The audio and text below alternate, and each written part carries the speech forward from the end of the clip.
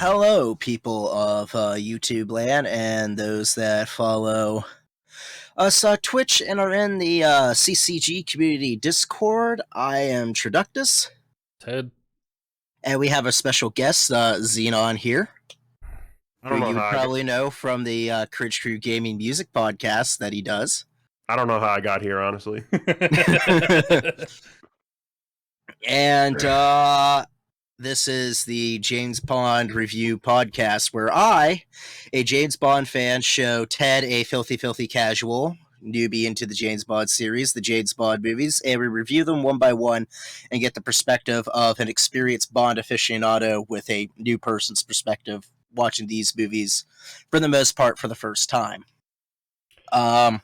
We brought Mike here as a guest because apparently this is one of his favorite movies. It's already laughable, but like, oh man. I just think it's funny. I don't know. I will say this. A lot of the Bond fan base would probably disagree with you, Mike. But at the same time, Ted is also like has in The Man with the Golden Gun at number 7 for whatever goddamn reason. Not letting you live that down. It's okay. I'll own it. I'll own it. I still want to see like if this ever takes off, just to have you like debate people why Man with the Golden Gun's a good movie. Yeah. But anyway, we are reviewing officially the 20th Bond film, 21 if you count Never Say Never Again.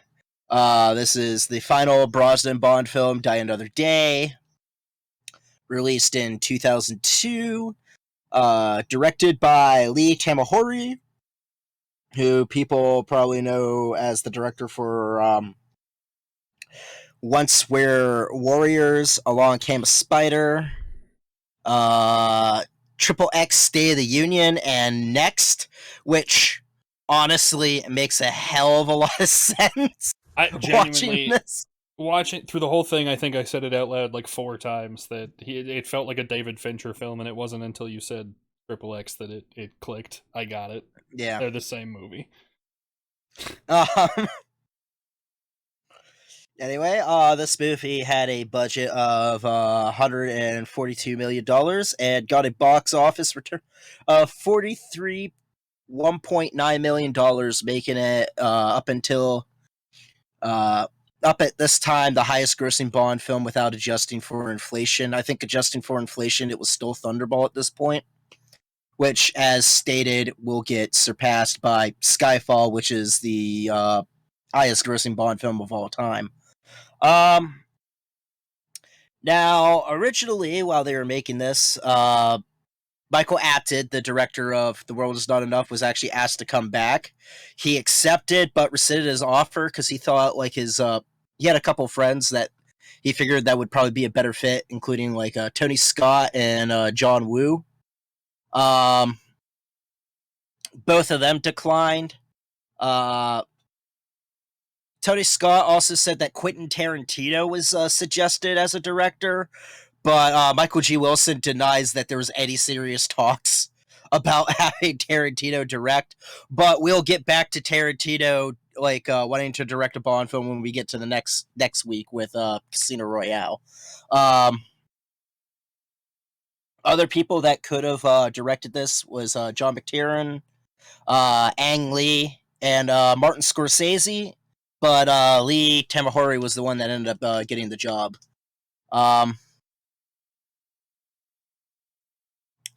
That being said, we're going to go down to casting. By the way, fair warning, since this is kind of like a last... since we have 3 people, and then this is also the last film in the Bond series with a few actors, is going to go a little long. So I'm going to try to go through like people that have returned.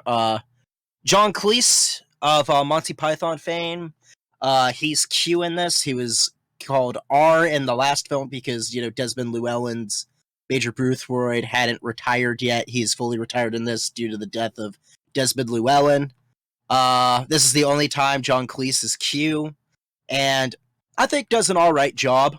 like, he's no Desmond Llewellyn, but like, he checks the marks.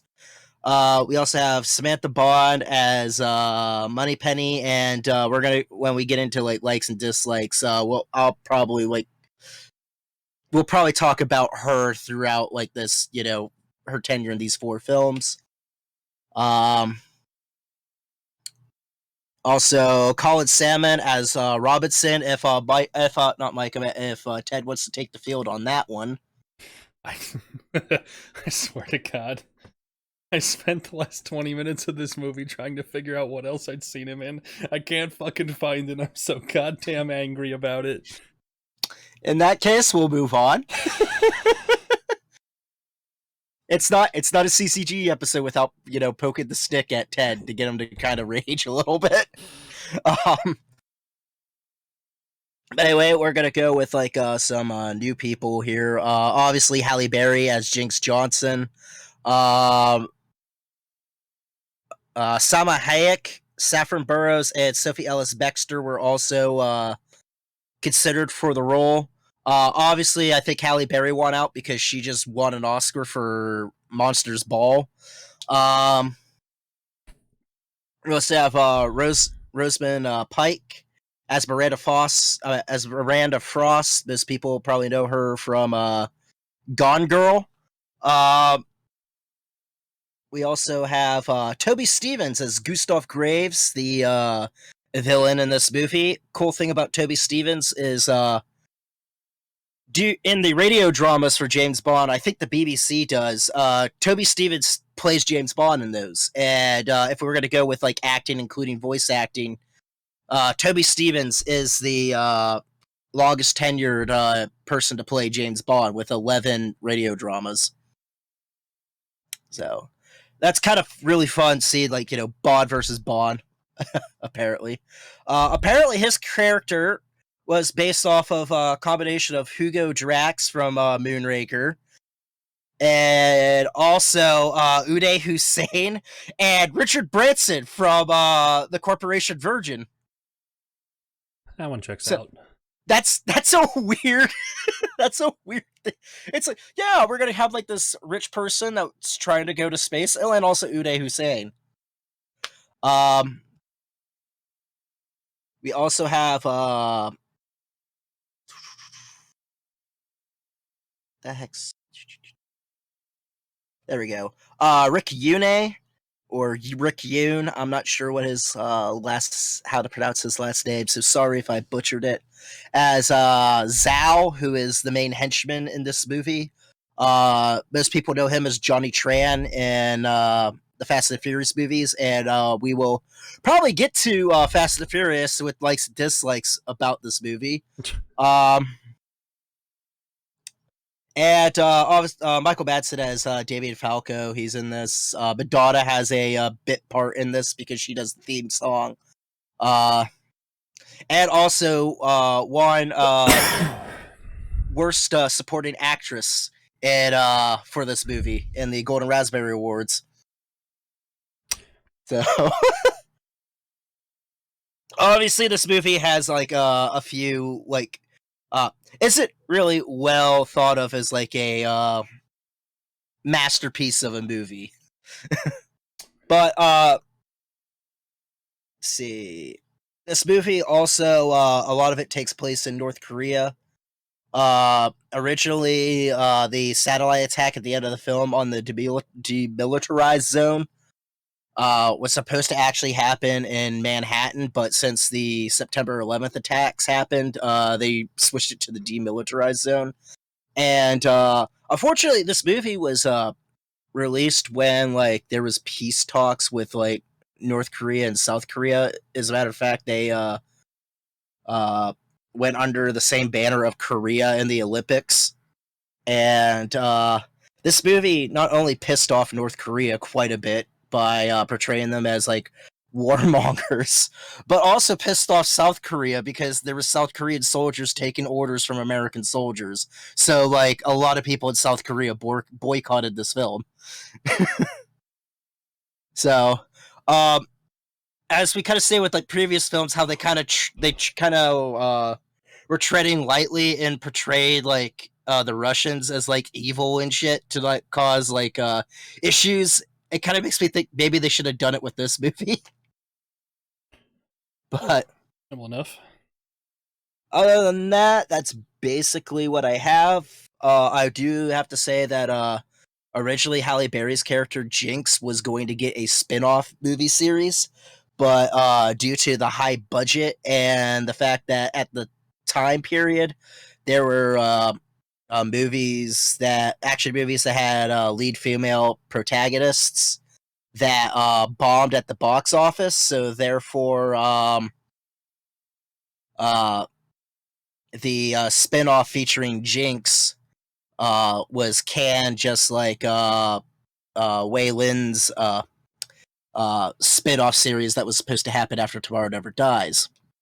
And that being said, now we're gonna have to go down to likes and dislikes. What should we go do first? Mike, I feel like you should start if you got likes or dislikes or whatever. Wherever you want to start, we'll take your lead. Okay. So, I guess I should like preface this by saying that I'm not really like a huge movie buff or anything. I just kind of watch whatever looks interesting or anything that might be horror is mainly my thing. But my dad is really into these movies. I've maybe only seen the more recent ones. So this one and then forward. I've seen like bits and pieces of some of the older ones, so I'm familiar with the actors that have played Bond in the past and that sort of thing. I've played the games.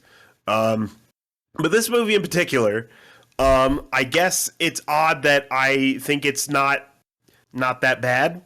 Well, I'll get into that. So I had this movie on DVD as a kid, and I used to watch it a whole bunch. I don't know why. Something about the intro sequence, I think, like stood out to me. I was like, "Wow, scorpions! That's cool." And I thought the theme song was catchy. Going back to this now, I think it's a so bad it's good thing. Like I don't know. Like, I'm like this kind of low key slaps. Honestly, like some people may not agree with that. I'm sure you'll tell me why in a minute. But this movie definitely shows its age. It came out in 2002. It's got the, early 2000s action movie thing going on. And I guess because I watched it a bunch as a kid, I'm immune to how bad this is because I will admit, when I first saw this when I was 11, I fucking loved this movie, and I didn't understand the hate of it until I rewatched it a while ago. Yeah. But now that I have gone back and rewatched it, because I don't think I've seen it since, I don't think it's, like, the best movie, obviously, but I still think it's pretty fun to watch, like... I agree.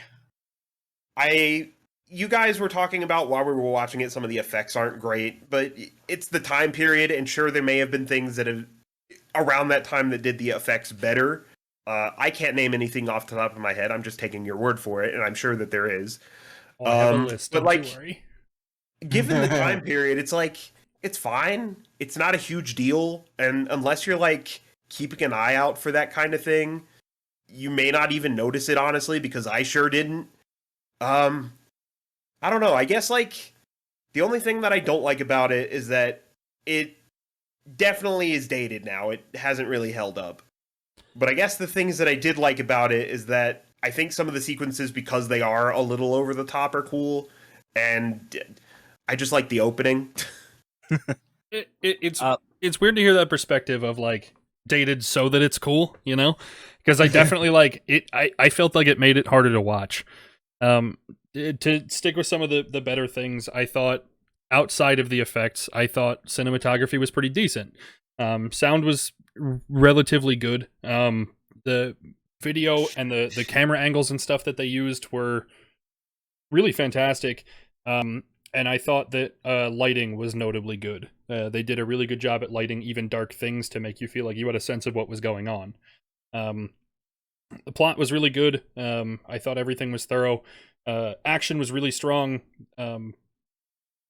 I guess, like, I said it yesterday, I'll say it again. I thought that this movie was really good outside of the negatives, but and that sounds really fucking vague to actually have said that sentence that way, but like once I get into dislikes, like my likes for this movie strongly outweighed my dislikes, but the dislikes were so bad that it's really going to drag this movie down for me. It was kind of like Denise Richards with the last movie. It was genuinely this. I thought this was an overall decent film, but the negatives about it really anchored it down. Almost most of my notes here are negative, but I like genuinely I thought it was a good movie. It was a decent watch. I've said in the past that like if I wasn't watching this to be a critic and I was just watching it to watch it, and I think some of the bad in this was egregious enough that like I wouldn't enjoy it just to have watched it, but I do think that overall it had all the makings of a good film that shot itself in the foot. Yeah, I would agree. To me, I think Pierce Brosnan's on the top of his A game as Bond.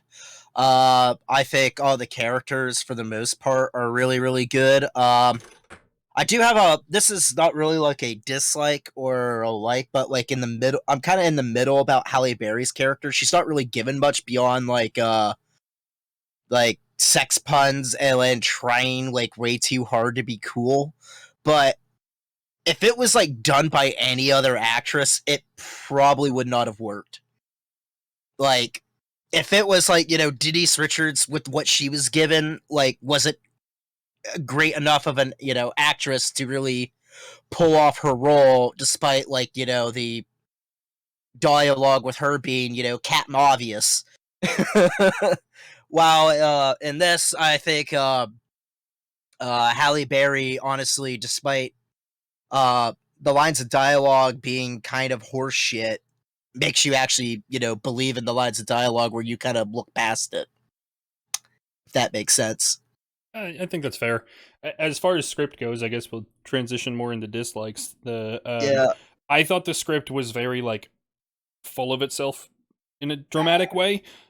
This was like being an 8-year-old and trying to understand like Return of the Sith, right? Where there's just a whole bunch of like really thorough and in-depth conversation that you really need to be involved in, and it's not just watchable dialogue. It's like you have to be involved. And in such a dramatic fashion that made it seem way too full of itself. And there's also some parts that don't make sense. Like Miranda Frost is a spoiler, is a double agent. She's making out with Bond while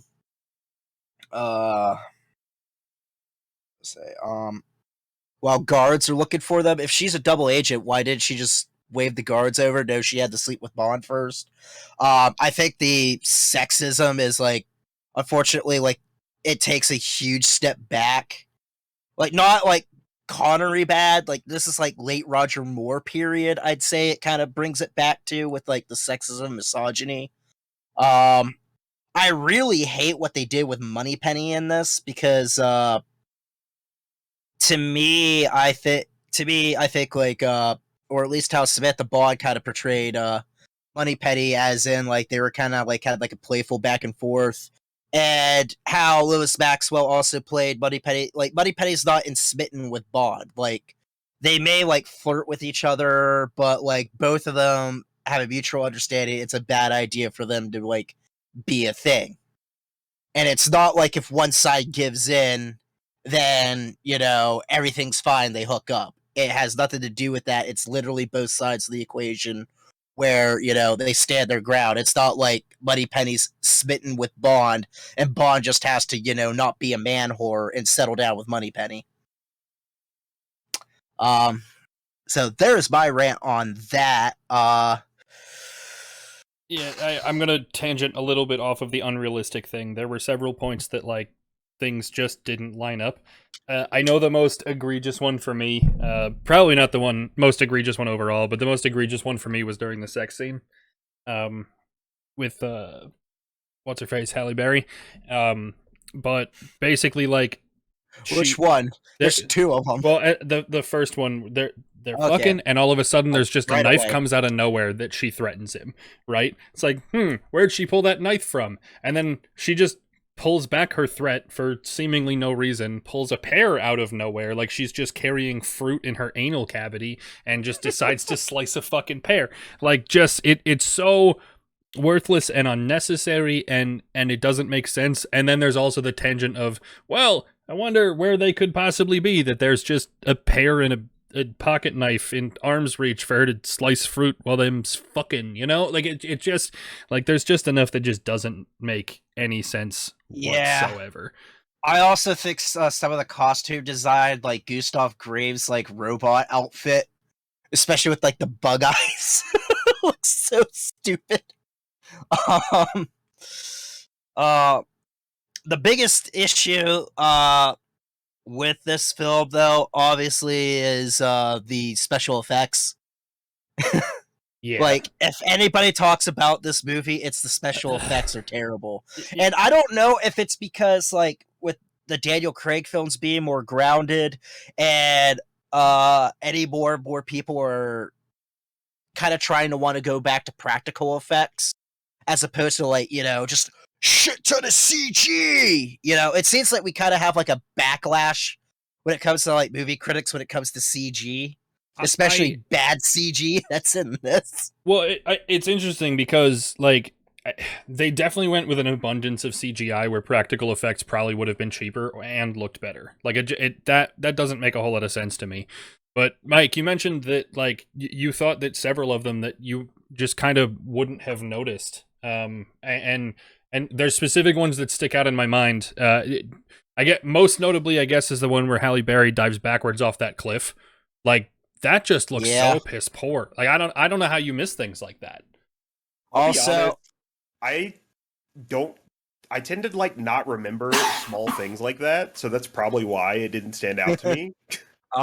Also, the probably the most egregious thing in the film is the parasailing scene. At least I think that's what it is. It's like he's surfing with like the parachute. Yeah. Parachute. There was just enough that like it definitely like just to look at it at all is like, hey, this is kind of like that. That really, really stuck out to me in a really notable way. They really overdo it, and what's really funny is that one of the criticisms of this, which is Roger Moore, who played Bond, you know, in all previous movies, actually watched this movie and actually had this to say about it. I thought it just went too far, and that's from me, the first Bond in space. Yeah. I just like to stick on the you know CGI stuff for a little bit. I want to list some other movies that came out in 2002 because I genuinely did the work to find other movies that I thought had better CGI at the same time period. Like because I wanted to attribute it to being 2002, but after looking at this list of movies, I genuinely cannot. So, Attack of the Clones came out in 2002. Star Trek Nemesis. Better than this. Men in Black 2. The original Better than this. Tobey Maguire Spider-Man. Better than this. Blade 2. Eight-Legged Freaks. I Spy. I might disagree with Blade 2. Blade sucks, but it was less bad than, or at least less egregiously bad than this. I Spy, Kung Pao, Born Identity, that crappy live-action Scooby-Doo movie where they had to CGI the fucking dog in the entire goddamn time. Goldmember was a spoof of the fucking Bond franchise, and that did effects better than this. Treasure Planet. This isn't going to be the last time we talk about Goldmember, unfortunately. Treasure Planet, Spy Kids 2, Beautiful Mind won Best Picture, and while it had more limited effects than this, like I still thought it was a better visual movie. Like I can't even chalk up like, oh, it was just 2002. Like this, the effects in this were so rough looking, especially when you compare it to other things that came out with smaller budgets. And it's sad because like the character work is actually really good. Like Toby, fuck that, I actually have to look up his name. Toby Stevens was great. Rosamund Pike was good. Halle Berry did very well for what she was given. I think Pierce Brosnan was on his A game. Yeah, in this, Brosnan really 100%. Just it's before we push on, just some other negatives and stuff that I've got to not harp on the effects too bad. I think we've made our point. The last couple things I have were that they used weak soundtrack choices. The title sequence with Madonna was bad. It didn't fit the movies. It was... I'm not even saying necessarily that it's a bad song, but it definitely didn't fit Bond or any of the other soundtracks we've heard so far. Yeah, that's my main thing. If it was like played at a club, I probably wouldn't care, but like it just takes away from like one of the better like credit sequences, because like you have like, you know, it shows Bond being tortured by the North Koreans, and you know, it kind of shows like everything that he's going through. As opposed to like before, it's usually just like silhouettes of naked ladies with like, you know, different effects on how to show the naked ladies, you know? Yeah, the effects of the title sequence were cool, but the music detracted from it, I think. The last bit I also partially has to do with that title sequence. This movie had no original ideas, like none, not a single one. They clearly took a lot of source material from other Bond movies, which doesn't necessarily bother me so bad. Like, it sucks to not have an original concept, but it is what it is. Like, at least they're paying homage to their own movies. But I think a lot of that had to do with it being the 20th anniversary, so there was like a lot of callbacks. I'm pretty sure, like, I heard like in the background of like while Bond's like escaping from like the Icelandic base, for lack of a better word to call it. I'm pretty sure I heard like the opening riffs of like the theme for On Her Majesty's Secret Service. So there's like little things on that I think are really cool, but at the same time, like there's a lot of things that are exactly the same, like the satellite and the diamonds come right from Diamonds Are Forever. It played on itself a lot, which is genuinely fine. Like I'm okay with Bond movies using Bond things, right? It was the fact that this felt like it ripped from so many other late 90s, early 2000s things that they're like, hey, these things sold well, what if we did it to Bond? And I don't know that I have any like firm examples. But like even the title sequence started to feel like they were taking title sequences from other movies. The title sequence to Fight Club has like those rapid moving pictures that are like very clearly digitally created, and that's kind of how the title sequence started. Then the credits over top of like faded, blurry, duplicate images kind of things was a very big standard in the 90s when people figured out how to create layers on their video software. Like there was just, from the title sequence to the end of the movie, it felt like they didn't create any idea. They're just like, hey, what if we made a bot watch 10,000 hours of early 2000s movies and also Bond movies and made its own movie? Yeah. Because even though like I don't think Too Fast was out at this time, but I know like the first Fast and Furious movie was out. Like that came out in '99, I think, and it's kind of seemed like they kind of like saw that. We're just like, okay, we need to one up that. And I think that's the biggest issue. It's not so much like, I think the main reason why the effects are so dated is that a lot of the effects are so extra. Like, this is definitely like a movie, like, and it's probably a product of like the late 90s, early 2000s, where everything had to be extreme. They're extra, but they're poorly executed. That, like, just the duplicate effect of both of those negatives, I think really hit hard. I think if they were a little bit more reserved with like the special effects, like, you know, with like the stunts and everything, that they could have put more time into the CG to make it not as dated. But I mean, the movie made a ton of money. Of course, then again, Moonraker made a ton of money, but God, where was I going? Mike, any other dislikes, any notes, anything else that you thought was significant? I actually went back and watched that diving scene that you were talking about that you said was awful, and honestly, like, it seems fine to me. Like, is there anything like in particular that you think is bad about it? Like green screen. I was gonna say, like, the green screen effect of it was bad, but also like the speed of the animations didn't match the speed of her body. They adjusted her body very harshly. Like it didn't look pretty. It was over the top, right? Like for her to have dived off that cliff, right? Like they could have just given her a smaller cliff, practically like moved the camera back to the front end of the cliff where you had seen several other shots, and like then she dives onto like a foam pad kind of thing, you know, and then animated the fall to the water. But instead it's just like, hey, let's make it so that like she's just taken off of her feet and suddenly we're moving 60 miles an hour down the side of this fucking cliff, and then you can't see her body because we shrunk it really fast, and then there's a splash at the bottom. Like just like Gotcha. there wasn't a whole lot that lined up. It didn't look anything close to realistic. It was just not pretty for the money they clearly spent in it, because the okay, I don't know how to phrase this quite. CG is very Succinctly. expensive. Well, I don't know how to phrase it succinctly, but like the effect and the choice of what they chose to do were good. The way that they played it out and the lack of care that they did for the money that they very clearly put into good effects just feels wasteful and bad. Yeah, especially since like the beginning, like the pre-title sequence, like the action in that actually wasn't, you know, bad at all. Of course, that was more practical than, you know, CG. Although the fucking gun barrel has a CG bullet going through the freaking gun barrel. Yeah, that's dumb. Yeah. Worst Maybe- gun barrel of the It's maybe series. like the only thing in the movie that I can just outright say, okay, yeah, that's dumb.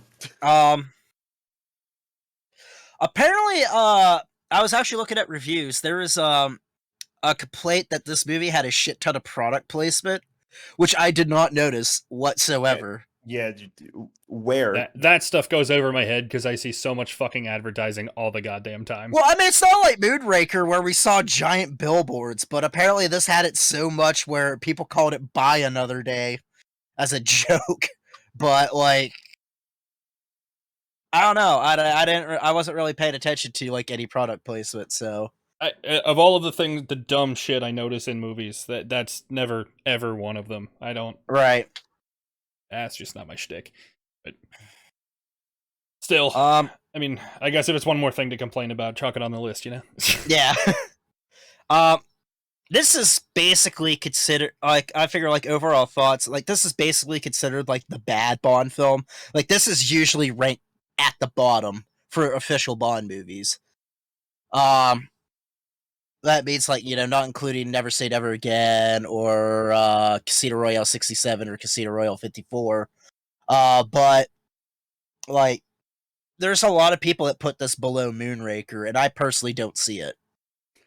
Because Yeah. to me, I see the good movie in this. I don't see the good movie really in Moonraker, if that makes sense. Yeah, absolutely. I guess if we're gonna do rankings, Mike, since you haven't watched all of them, if you just kind of want to give it like a score out of 10, maybe, and defend that, we'll go from there. Okay. 10 out of 10. Movie's perfect. It's definitely not a 10. I don't know, maybe like a 6. I Okay. feel like a 6 is fair. I think that's a little high, but yeah, I could see. Especially with like you having like the nostalgia towards it. And finding the Like a- positives like a- in places. Like a 5 or a 6. Yeah. Okay. It is sort of refreshing to hear that like you found positive in all the shit, like just so bad it's good, which is gonna make me feel less bad about my ranking. I still haven't decided where it's gone. This has genuinely been the hardest fucking one so far.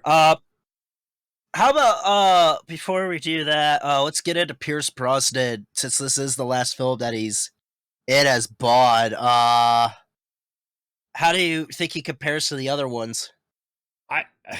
It's pretty hard for me to say. I feel I know like, we haven't seen Daniel Well, Craig yet, but no, I think that like the other Bonds were all consistent, right? Even though Timothy Dalton Yeah. had a shorter like stint, I thought that his Bond was consistent with itself at least.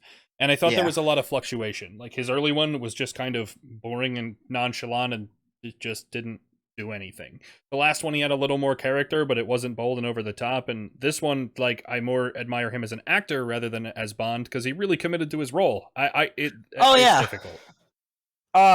Yeah. I mean, you kind of know me. Typically, I it's like, you know, Pierce Brosnan's my James Bond. So to me, Pierce Brosnan is James Bond.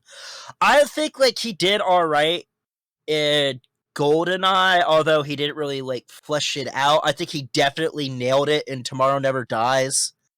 He takes a little bit of a step back in The World Is Not Enough, but I think he gets back into like of how like his Bond is. But it is all over the place. You can't really pinpoint it because like it's not like because he's emotional in some scenes and then he's like, you know, very cold and an alcoholic in other right scenes. It is kind of all over the place. Like it's like they tried taking like an aspect of every single person who's played Bond and just threw it together. And sometimes it works, sometimes it doesn't.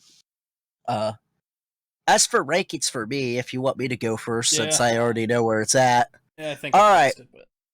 I have it at number 15, and the reason why I have it at number 15 is that when I was thinking about it, it reminded me a lot of You Only Live Twice, where the two things I thought were egregious about You Only Live Twice were the bad special effects and the sexism. Now, granted, the sexism is a lot worse than You Only Live Twice. But thinking of like but special effects wise, You Only Live Twice definitely was limited by the technology that they had at the time, and I feel Die Another Day had the technology at the time where they could have done a really good job on the special effects. It just was executed poorly, and to me, I think it's with that alone, it is a worse film than You Only Live Twice. So I have it at number 15 between You Only Live Twice and A View to a Kill. It's definitely a better movie than A View to a Kill by probably a long shot, but and even that had like a decent cast, but like the plot sucked. Well, here the plot doesn't necessarily suck. It's actually a very adequate plot, good characters. It's just special effects really shot it in the foot. Yeah. Ours are actually closer together than I thought they were going to be. I knew mine was going to end up higher than yours, but mine ended up at 13th. Or 12th, excuse me. 12th. Okay, so between Goldfinger and You Only Live Twice. Yeah, Hey, Goldfinger goes up a rank, staying at 11. Weirdly enough, Goldfinger was not part of the way into where it got put there. I like Stallman said, good plot, good characters. Like everything was there for this to be a good movie, and it shot itself in the foot with its own negatives. They shot it well. They scripted mostly well. They really put value into the places that I've had major complaints throughout the series. But the resources that they had and the way that they elected to use them just really just detracted from this movie. Had the like effects and the questionable decisions as far as like sensibilities go, this could have been much higher. Like this could have been a top 4 movie for me. I think if the special effects were good, this actually probably would have been between Octopussy and Living Daylights for me personally. I this one just didn't do it for me. Kind of upsetting, and I don't know. I guess I was hoping this would be better, especially because Brosnan is Stallman's Bond. I was waiting for more. I thought this had all the tools to deliver, and it never did. But mostly the reason that it went here is that I thought You Only Live Twice was the same kind of parody, but without any of the positive aspects. And to put it below Goldfinger was that Goldfinger kind of like utilized the elements it had, even if it didn't utilize the right ones at the right times. Like this one just it's going to sit naturally here. Which means dude shaking gun better than shitty CGI. Remember that, Hollywood. That fucking more guy. Dudes shaking guns. Anyway, I think that's all from me. If you got anything else, Um, next week is Casino Royale. This is the last of the Bond movies that are, I guess, in the original timeline. If you could really consider, this entire thing a timeline. Because like they reboot the franchise in the Daniel Craig era, like that, that's a whole separate arc and everything. So like different universe technically. Fair enough. So uh I do have to add one thing. I have to say what's kind of interesting about the Brosnan era, and it has to do with a lot with Timothy Dalton not being able to do his third movie. And that is like with the first couple Brosnan films, there's a little bit um intrigue, as in like were these in like the previous movies? Because like if everything would have went right, like Timothy Dalton would have done his third movie, and Brosnan would have debuted in like '93, and a lot of people assume that movie would have been Risiko, since the third Dalton movie is supposed to be like Property of a Lady, supposedly. Officially, they said that they hadn't settled on a title yet, but it kind of makes me think like it seems like a lot of people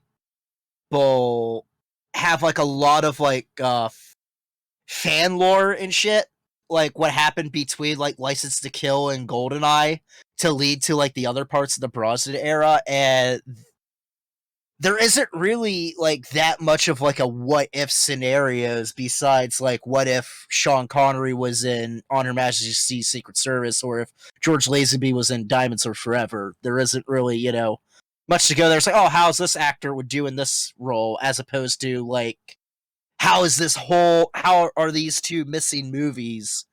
How would that, go into like the Bond mythos itself?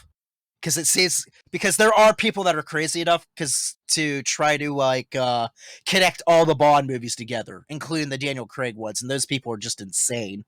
Um, but it's just weird how you haven't really got that until like the Brosnan era, where people try to like do like a lot of fanficky things to like expand, I guess, the universe, so to speak. That makes sense. And I don't know if that has to do with like, our generation being a lot more fanficky than other generations, but probably because we're all just a bunch of nerds. But other than that, I guess what I'm saying is expect an entire restart with like the Daniel Craigs or their all own things. Forget everything beforehand, although there are a couple references to previous movies. And the Daniel Craig stuff has like, kind of like winks and nods. Well, I think that wraps us up for this one. Mike, thanks for hopping in. Obviously, glad you got to find one you enjoyed, even if it is only a meme. Yeah, I like memes. That's how it is. Check out his music podcast. Like the CCG music podcast is very amazing. I've guested on it a couple times. Season 4 will return very soon. Yeah. Hopefully by the time that, this one actually, premieres on YouTube, season 4 will have already started. Season 3 will be actually posted. I don't know about that. We're 4 or 5 weeks ahead, Mike, so very possible. Anyway. Yeah, which means see, Casino Royale 67, Casino Royale 54. Alright, if you're watching this, we'll be on Quantum of Solace. If we are 4 weeks ahead. I think that's the last one I watched. I fell asleep in the middle of it. Perfect. That's all I remember. And that's the shortest one besides Dr. No. Well, anyway, like Stallman was saying, here to plug Mike's shit. Mike streams occasionally, rarely at this point, but occasionally. It's all good content. A lot of times in the Discord. Yeah, especially if you're into weeb rhythm games. Mike's your guy. Or just general weird shit. Also founding member of Cringe Crew Gaming, and you can find him at Xenon756. Music podcasts get posted to the YouTube, as well as streaming them whenever they're out again. Anything else you're trying to plug, Mike? So real quick, just talk about the music podcast. So Sure. I was going back because I had every intention of actually catching up with the uploads, and at some point I lost an episode, so we have a gap between which episode is it? I have it literally sticky noted on my desktop. There's a gap between episode 18 and the finale, so 19 is missing. So when those episodes do get uploaded, there will be an explainer, and I'll give like a rough summary of what you're missing.